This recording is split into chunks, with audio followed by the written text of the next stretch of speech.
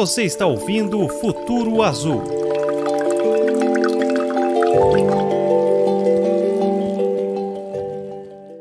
Olá, por que o saneamento básico é tão importante para a qualidade de vida das pessoas e para o meio ambiente? E como o novo marco legal do saneamento, que agora é uma realidade, pode contribuir para que a população tenha de fato água potável e esgoto tratado em todo o país? Estas e outras questões estão neste novo episódio do podcast Futuro Azul, do Grupo Atlantis.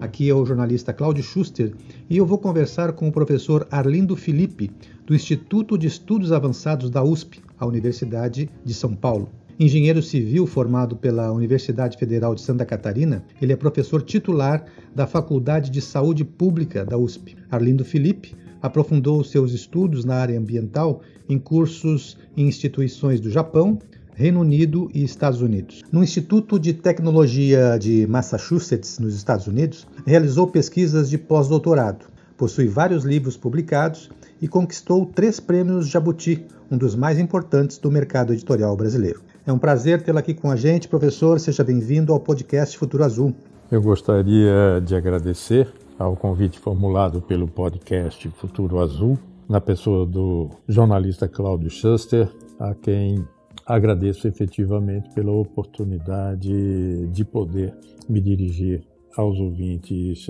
desse programa. Quero também destacar a relevância da discussão aqui trazida, tendo em vista que isso mexe de forma significativa com as possibilidades de melhorar as condições de vida e de saúde da população brasileira. Para a gente começar, fale um pouco sobre seus estudos e publicações que tratam de questões ambientais, de sustentabilidade, saúde e também da relação com o saneamento. Quais os principais focos de seus trabalhos? Num primeiro momento, eu destacaria, ao longo da minha trajetória profissional e acadêmica, a preocupação de conectar as questões relacionadas ao ambiente, seus reflexos na saúde, a questão das cidades e a necessidade de contar com sistemas de gestão que contemplem o planejamento e principalmente a incorporação dos indicadores que poderíamos chamar de sustentabilidade para a melhoria das condições de vida de uma sociedade. Por conta disso, meus estudos, portanto, sempre foram nessa conexão e interconexão, caracterizando o abastecimento de água, o esgotamento sanitário, a questão dos resíduos sólidos, a gestão de bacias hidrográficas, a gestão de recursos hídricos, elementos todos esses indispensáveis para o planejamento urbano e a gestão das cidades e a gestão dos municípios, principalmente levando em consideração a necessidade de que o desenvolvimento urbano pressupõe a necessidade de termos também o desenvolvimento regional como base para o seu próprio processo de desenvolvimento. Temas, portanto, foram objeto dos meus trabalhos ao longo do tempo e o programa USP Cidades Globais, onde atuo também, que pertence ao Instituto de Estudos Avançados da USP, onde nós temos aqui um grupo de 26 pós-doutores trabalhando conosco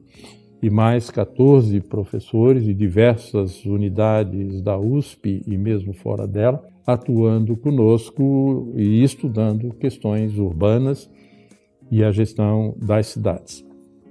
E como estes estudos acadêmicos podem ser melhor aproveitados na busca de soluções para a questão do saneamento? Eu ilustraria com o fato de que a capacidade instalada das universidades e a competência de profissionais e acadêmicos de alto nível, no caso aqui do Brasil, oferece efetivas condições de atender à necessidade que a sociedade e que as cidades, por exemplo, possam ter. Observando a questão do saneamento em si, nós poderíamos dizer que, sob o ponto de vista técnico e tecnológico, nós temos as respostas para praticamente tudo o que se coloca como problema. A grande questão hoje que é identificada nos estudos acadêmicos é o problema de se conseguir fazer com que as propostas, os planos, os programas e os projetos sejam efetivamente implementados. E, portanto, aqui os estudos acadêmicos podem auxiliar a encontrar e a melhorar os processos de planejamento e de gestão, no caso que estamos aqui conversando, do saneamento. É interessante, porque nós temos, então, um meio acadêmico que produz soluções concretas para o nosso problema do saneamento. Nós temos agora uma lei, né, que é o novo marco legal do saneamento. Então eu lhe pergunto, quais os principais desafios para o Brasil conseguir a sonhada universalização do saneamento básico, ou seja, que ele chegue para todos? Os principais desafios para se conseguir a universalização deste saneamento básico, a meu ver, estão colocados muito mais na necessidade de haver a vontade política das nossas lideranças, dos nossos gestores públicos, porque há capacidade dos setores privados de atender demandas desse tipo, mas também há profissionais, servidores públicos de altíssimo nível que têm condições de exercer a coordenação e o controle das atividades visando a implementação de projetos que ampliem gradualmente as questões do saneamento até chegar a essa universalização. E neste aspecto, entre esses desafios, eu mencionei a questão da vontade política e ela tem que estar também associada a partir dessa vontade política, encontrar o financiamento necessário por meio de um sistema tarifário realista que possibilite efetivamente garantir o acesso ao abastecimento de água, a coleta de esgotos e a coleta dos resíduos sólidos e a realização do tratamento e a disposição final sanitária e ambientalmente adequados para esses efluentes e para esses resíduos que não comprometam a qualidade ambiental do entorno. E como o saneamento, ou melhor, a falta dele, né, na verdade, que é um grande problema histórico no país, como isso tudo impacta na qualidade de vida das pessoas e nas questões ambientais também? O momento que vivemos com esta pandemia evidenciou de forma extremamente, eu diria, cruel, a situação de precariedade com que uma parcela da sociedade brasileira vive, principalmente em relação à inexistência de habitação digna para o cidadão brasileiro e acompanhado, a partir inclusive dos locais onde elas estão às vezes instalados, a inexistência de sistemas de saneamento que deveriam obrigatoriamente estar colocados para a população, uma vez que isso faz parte daquilo que a Constituição brasileira estabelece como um direito, que é o direito de todo cidadão brasileiro à saúde. E há também o direito a um ambiente ecologicamente equilibrado. E, a partir, portanto, daquilo que estamos falando de direitos, temos que lembrar que o saneamento é algo que não tem como não ser fornecido. E, portanto, o Estado brasileiro tem que olhar com atenção para a circunstância de que a garantia do acesso a esses serviços seja colocado a partir deste financiamento adequado, de uma tarifação que seja realista para suprir esses serviços, mas que o Estado garanta as condições por meio, inclusive, daquilo que está previsto na própria lei, que é a utilização do subsídio cruzado como uma condição para que os municípios que têm mais recursos possam garantir recursos para os prestadores de serviços e que, com esses recursos, possam ser atendidos os municípios com menos recursos. Quando nós observamos a incongruência dos processos que têm sido empregados nas cidades brasileiras, em que você fornece o abastecimento de água e não coleta os esgotos, ou mesmo quando você coleta parte desses esgotos, mas você os lança nos recursos hídricos, poluindo e contaminando esses recursos hídricos, sejam os nossos rios, sejam os nossos lagos, sejam os nossos mares, isto acaba se tornando algo de um contrassenso absoluto, uma vez que, se nós quisermos utilizar essa água, e teremos que fazê-lo, nós precisamos fazer o tratamento dessa água para que a água se torne potável e possa ser distribuída à sociedade. Portanto, por que nós não fazemos isso já normalmente, coletando e tratando esses esgotos de forma a não comprometer a qualidade da água desses rios e que, a partir, portanto, de esses rios receberem essas águas, eles mantêm a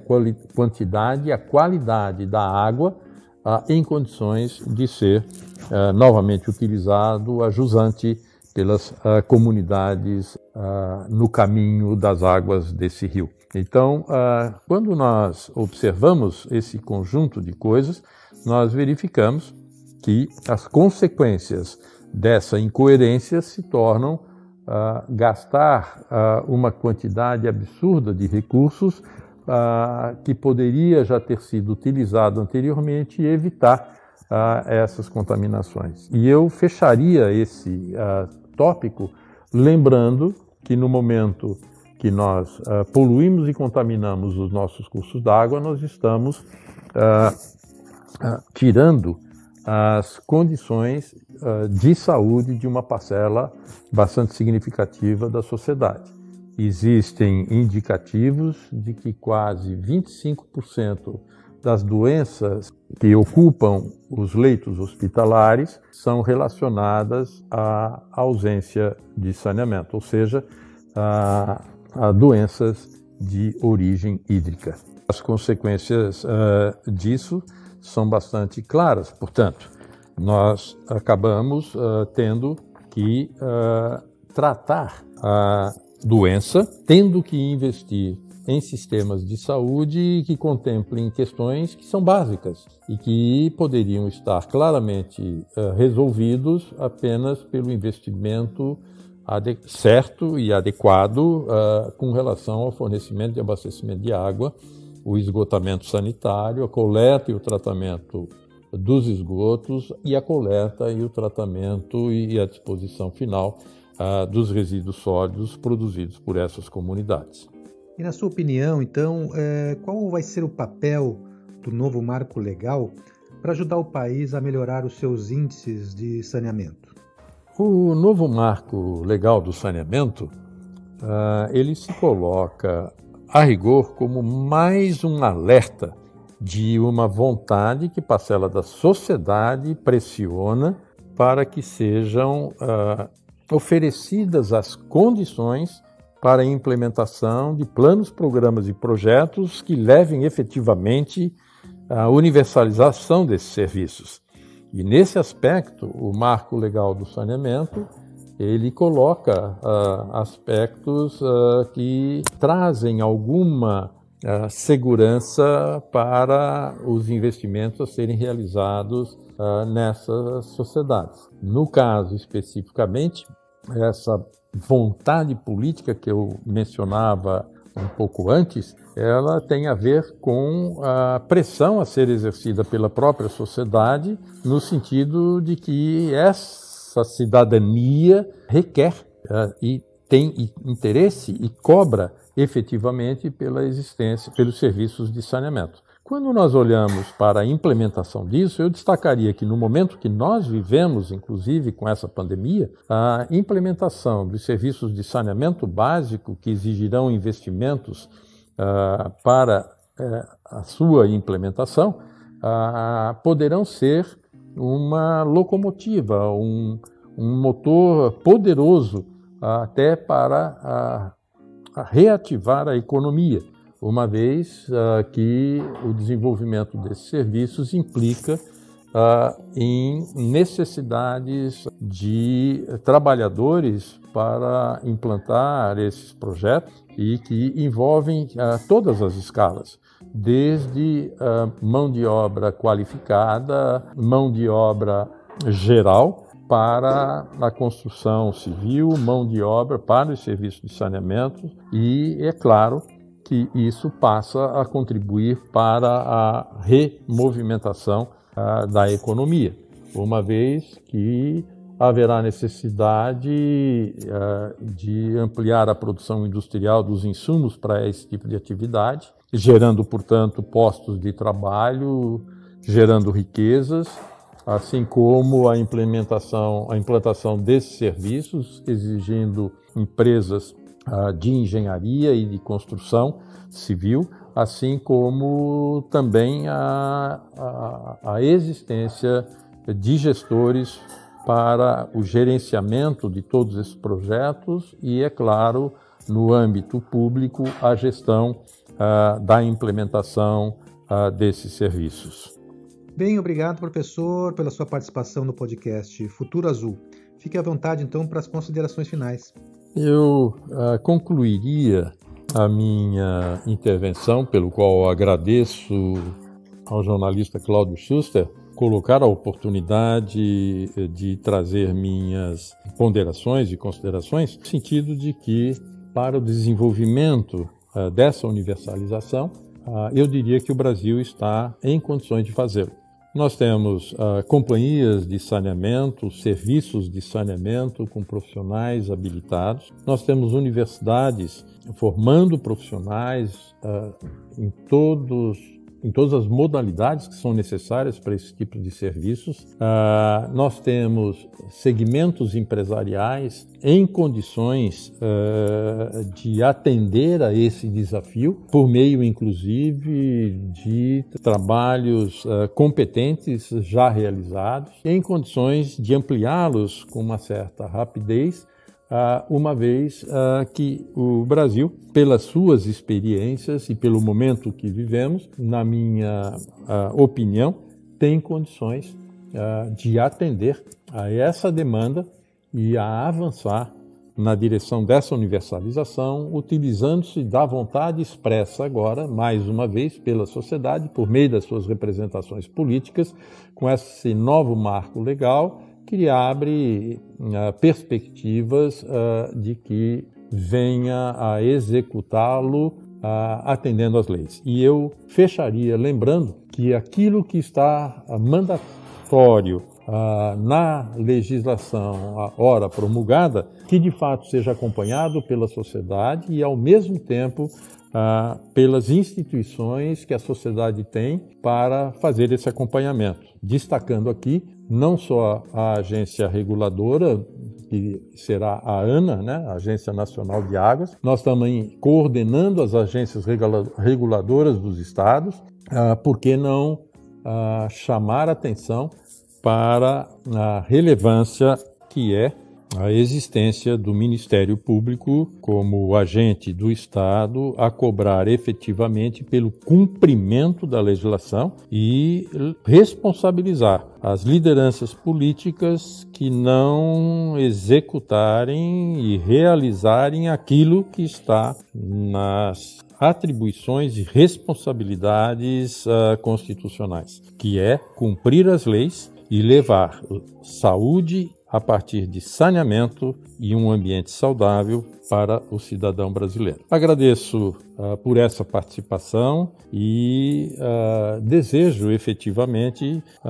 que sejam construídas as bases para a efetiva implementação da universalização do saneamento para uma sociedade brasileira mais sustentável. Até mais para todos, e tenhamos o Brasil melhor. Obrigado. E é o que todos nós esperamos. Obrigado, professor. O podcast Futuro Azul está nas plataformas digitais Spotify, Apple Podcast e no seu player predileto. Siga o Grupo Atlantis também no Facebook, Instagram e LinkedIn. Aproveite para ouvir os outros episódios do podcast Futuro Azul no site grupoatlantis.com.br. Obrigado pela companhia e até o próximo episódio, sempre com um assunto ligado ao saneamento e à sustentabilidade.